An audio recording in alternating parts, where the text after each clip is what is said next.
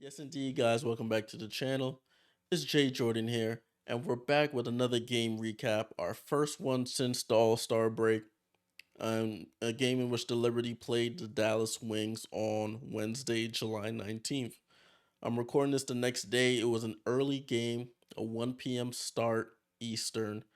So I went to that game and then I went to work right after.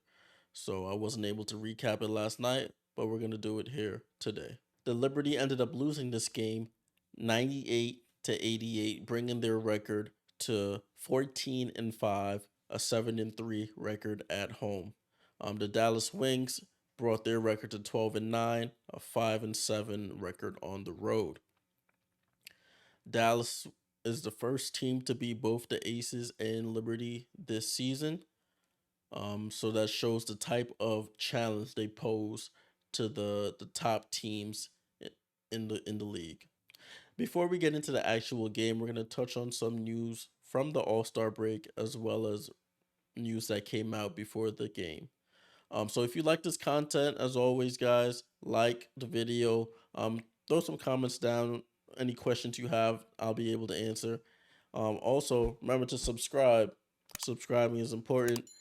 And remember to turn those hit those noti bells so you get notified whenever I post content. We will be doing a watch along on Friday, which is tomorrow, July 21st, for the game against the Washington Mystics. So make sure you turn that noti bell on to get notified whenever we go live with that. All right, so in some news that took place over the All Star break, if you weren't aware, we had three representatives from our team, the Liberty, go to All Star Weekend. We had Courtney Vandersloot, Sabrina Ionescu, and Brianna Stewart. This year, for the Skills Challenge, which took place on the Friday, they had peers from the teams that were coming. So it just so happened that in this competition or in this All Star weekend, we had two players from the Atlanta Dream, two players from the Aces, two players from the Liberty. And I think who was the other comp? And I think two players from Dallas as well. That were able to compete in the skills challenge. The Liberty and the Aces, both of their representatives, which was Kelsey Plum and Chelsea Gray from the Aces, Courtney Vandersloot and Sabrina Ionescu from the Liberty, made it to the final round, the championship round, in which the Aces beat Sabrina and Courtney. So they Aces took that in the skills challenge. For the 3 point competition, however, Sabrina Ionescu blew out the field in the championship round. She hit 25 of 27 threes. At one point, after missing her first shot of the second round, she went on to hit 20 straight shots before finishing off the rest of the racks. She scored 37 points. That's a WNBA and NBA record. Even had Steph Curry saying that he has something to gun for because he wants to. Sabrina hit 25 or 27. He got to try and eclipse that, which was some friendly banter that they had over on social media. Going past All Star Weekend, we received news that Han Shu would her contract would be temporarily suspended. It caught a lot of people off guard because there was no sort of description or anything. It just popped up in the WNBA I guess transaction page. So everybody was like, "Oh, here goes Sandy Brondello again, benching Han or doing something to Han." But thanks to Miles Ehrlich and Jackie Powell, the Liberty beat writers, I'll show you here on the screen now. They really came out and explained what the actual deal was. So, per the team, Hanshu was heading to China to rehab and undergo two drug tests prior to competition in the FISU games from July 28th to August 8th, and she will return to the team after that. As of now, the Liberty will not apply for another hardship, and Epiphany Prince will remain. And then Jackie Powell quote tweeted and she relayed some more info. She said, quote, the FISU games helped Han Shu get her master's degree, and this tournament was pre-approved before the season. That is why Lee Mong of the Washington Mystics will stay in DC. This was approved way before the team got word that she had to be in Australia for the Asia Cup, If you remember, Hanshu went to play a couple weeks ago in Australia for representing China for the Asia Cup, a tournament in which they won. The news goes on to say that New York has the full expectation that she will be ready to play the moment she returns in mid-August.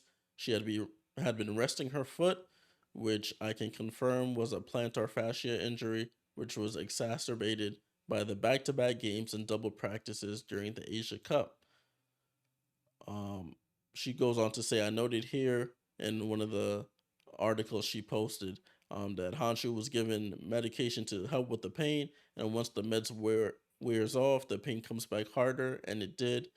And that the team was planning to give Hanshu more meaningful minutes around the time that Stephanie Dolson went down with that ankle injury against the Atlanta Dream a few games ago.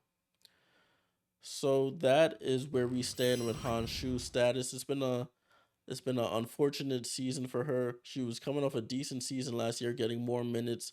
She's a stretch big, very tall. She is skinny, but size matters.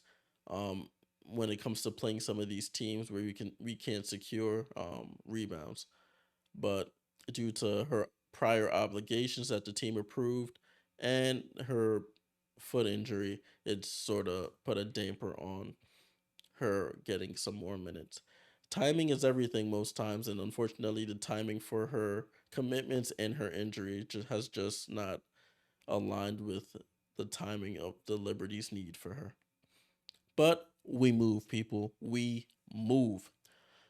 All right, so let's get into the actual game that took place yesterday. If you're watching it at the time of posting, the game took place on July 19th. As I mentioned, it was a game that Liberty ended up losing to the Wings 98-88. This was their second matchup of the season. They came to Barclays Center back in June, a game in which the Liberty won 102-93. So let's touch on the first quarter. First quarter, the Liberty lost 25-20. It was a very slow start. The Liberty, I don't want to say historically, but over the past few years, struggle in these like 1 o'clock, 12 o'clock games at home. I don't know if it's the timing. I don't know if they're getting out of bed late. I don't know what it is, but no matter what iteration of the team, they sort of struggle at these early games against decent teams. Um, Dallas came out hot. Arika Gumbawale and Tiara McCowan were really carrying them. Natasha Howard chipped in. Crystal Dangerfield came back like she had a point to prove, honestly. Early, I think she scored the first bucket of the game, took it right at Sabrina. And if you haven't watched Dallas in the past, they are a very big team. Besides Crystal Dangerfield, you got Arike Gumbawale, Satu Sabali, Natasha Howard, and Tiara McCowan. They're all pretty tall for their position, and we struggled with that. It really showed itself. John Quell and Niara Sabali got into foul trouble early, trying to guard both Tiara McCowan and Kalani Brown, who's another tall person for them, backup center. And they also brought Awakuir off the bench, another tall person. So they're a very tall, lengthy team. But in that second quarter, Sabrina Ionescu, thank God for her because she really came alive and kept us in this game. She was hitting a bunch of threes. I think she ended up hitting about three threes in that quarter. She was getting to the not getting to the line, she was getting to the basket. It was really a big help for us. I think she ended up with 19 points at the end of the first half. Everybody else wasn't really doing too much. Even Stewie was struggling a bit early. She was missing shots she normally makes from 15 to 12 to 15 feet from the basket. Enrique Gumbawale, she's gonna get her shots up. She's the gunner on the team. She took 20 shots. She was hit a bunch of step back threes. She was getting to the paint, but it was mainly foul trouble with John Quell and Niara that really hampered us. I think at the end of the second quarter, first half, I think Jean Qual had 3 or 4 fouls. Niara had about 4 fouls. So, and we have no backup bigs. So what do? You have to play smaller, which gives you more of a disadvantage, which really showed at points during the game. But we did end up going into halftime up. I can't lie. We went up to halftime up. It was 51 to 49 at half. So, granted how bad we were playing, it was still a positive sign. But then the third quarter came. That was one of the worst quarters we've played this season, probably. I don't know if it was between last game in the fourth quarter when we blew the lead or this one, but we just couldn't buy a basket, turning the ball over. They were running out in transition, getting easy baskets. Enrique Gumbawale scoring the hell out of the ball, and they outscored us 29 to 16 in that quarter. 29 to 16. It was a bad quarter, guys. Like, even watching it in person, it felt like even worse. It felt like we were getting rebounds and then turning the ball over right under their basket. They would get it and score. We were trying to pass the ball down court. We were doing the same things we always do, turning the ball over, and they would come down and score. And then the fourth quarter, we made it pretty even. I mean, it was pretty much garbage time at that point. We were down a lot of points. We outscored them 21 to 20, but the damage was already done from that third quarter. We had a little spark in that fourth where we were down about 13 or 14. We scored a quick 5 points to get it to around 9 points. Had a wide open three from Marine. She misses. Then we had like three more attempts at wide open shots, missed them all. They come down, score a layup or a three, or I can't remember exactly what point. And from that point on, we never threatened them again. We never threatened them again.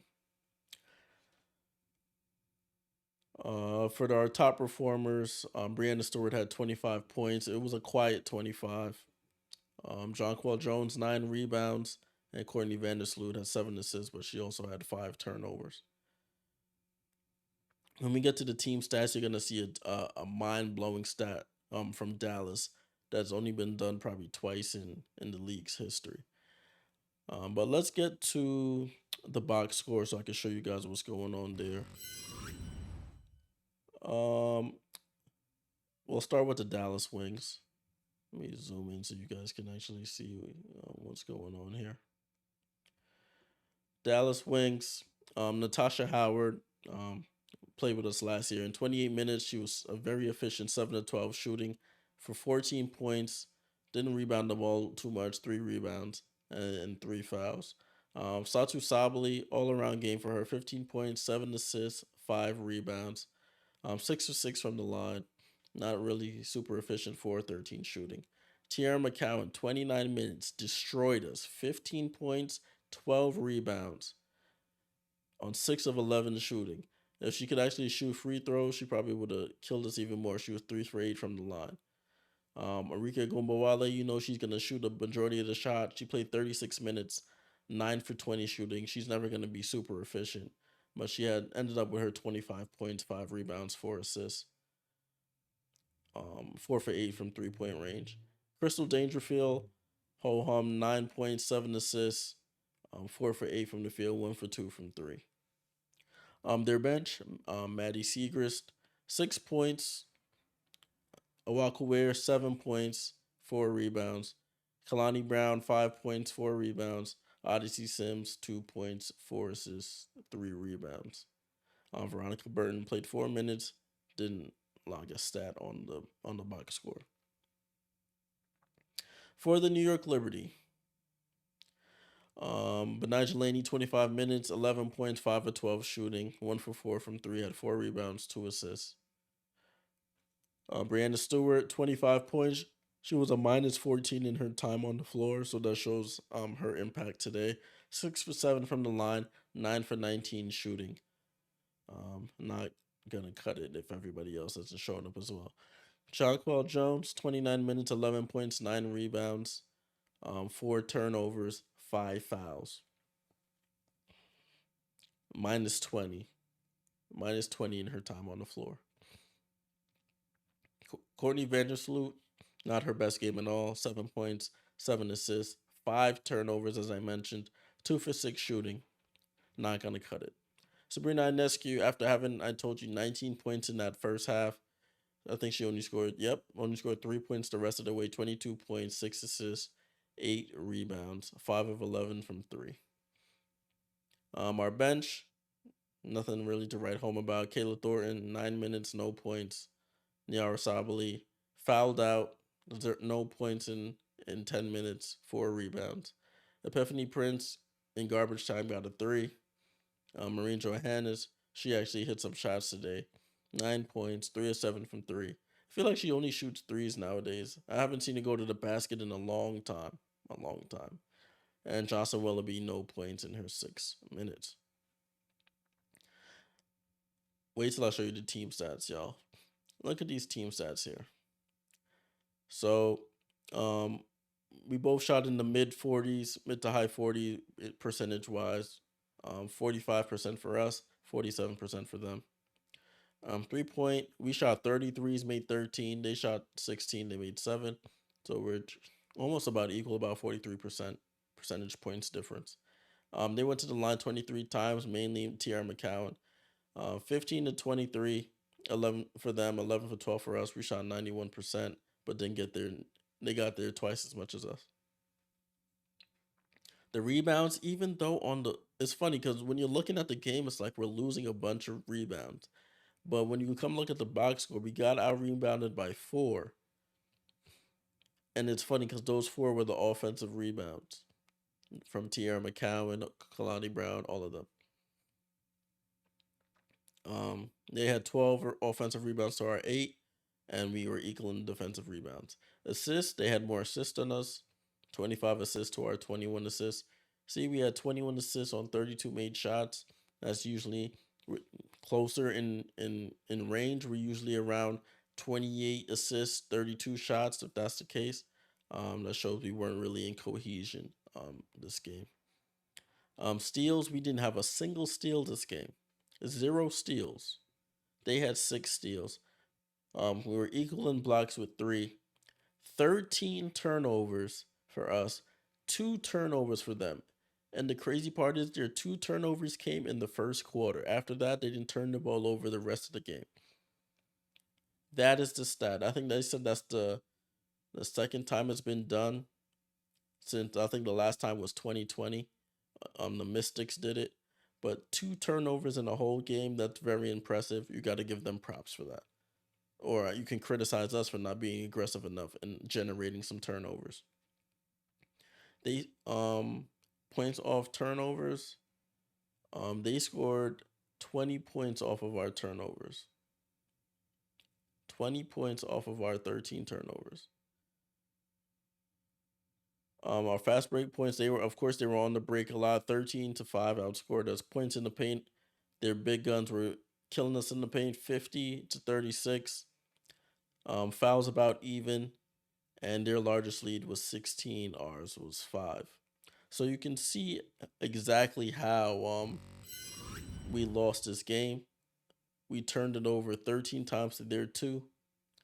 And anytime you do that, you're not going to win too many games. And they had 20 points off of those turnovers. What can you do, folks? What can you do? If they're gonna continue to do it like that, you're gonna lose games. I mean, there's only so much you can do to offset that turnover margin. So we're gonna get into the press conference as well. I really wanted to see it. I'm thankful that the Liberty are starting to post on their YouTube channel the press conference so I can actually watch it for myself afterwards. And it's good that the beat reporters post the question that they ask and the answers, so you can actually see stuff like that afterwards. But I would like to actually hear their voice for myself, see their body language, so you have a better idea about what's going on there. A couple things that stood out to me. I'll show you on the screen now.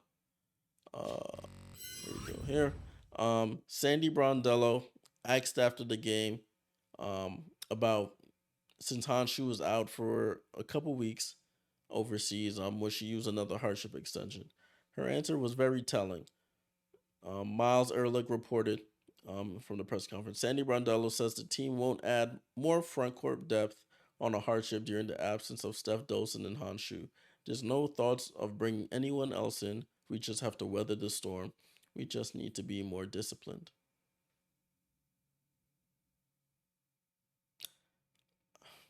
If I speak, I'm in big trouble. We're getting beat up on the boards, out rebounded, outmanned. Our bigs are getting into foul trouble early in the game, but you're saying the team won't add front court depth while we have two of our bigs out for the next few weeks. I ain't a coach, but very questionable decision to me. Some more press conference news. Um, Brianna Stewart on the Wings winning points off turnovers 20-0. Quote, they did a great job. They did a good job, keeping their composure. 2 turnovers is pretty incredible. It shows that we weren't the aggressors on defense and we need to be better. I mean, it sounds good when you say it, but you have to actually go out there and do it. But that's neither here nor there. Another one that stood out to me, Sandy Brondello on Dallas's 12 offensive rebounds. They get positioned really early. We had a strategy in place to gang rebound, but it didn't work. Yeah, it didn't work. We don't see a lot of players like that, but we'll learn from it. End quote. It's looking like, I mean, if you're not going to see, of course, you're not going to see, Tierra McCowan and Kalani Brown every night. But there are some bigs in this league who will see, okay, if we just outwork them, outmuscle them, we'll be able to generate offensive rebounds and second chance points for our team. So that's something you do have to address, not in the same capacity, but you do have to address it. They asked about Marine shooting, and Sabrina mentioned, quote, sometimes you have to see one go through. Marine's been fine for us. I'm excited to see her continue to grow. But we need to get Marine some actual stuff going to the basket as well, not just have her sit out there like it's just a only 3-point threat. Have her getting some curls, going to the basket so she can get some floaters from 10 to 15 feet out instead of always chucking threes. Um, it would help, but I'm not a coach. And that's really about it that stood out to me. It's the same cliche answers. Not gonna overreact. We'll learn from it. Blah blah blah. So it's the same stock answers you usually get when you lose a game and they ask questions like that. My thoughts have, if I haven't already mentioned my thoughts, the turnovers. Our starting point guard can't have 7 assists and 5 turnovers. And the turnovers are like silly turnovers, like slipping on the floor or trying to miscommunication on who's supposed to get the ball, passing right out of bounds. For John Quell, it's the moving screens. It's the when you get the ball. Like I was funny. It's watching the contrasting players. You got Tierra McCow. She gets the ball, she keeps it high, goes up for the hook shot or the layup. John Quell gets it. She has to take this power dribble, grabs it, tries to gather. The guard digs down, starts reaching, strips her, and then they go in the other way. Like I know she's probably not a center, like in at heart or in play style, but if they have you at the center, you have to change your game a little bit.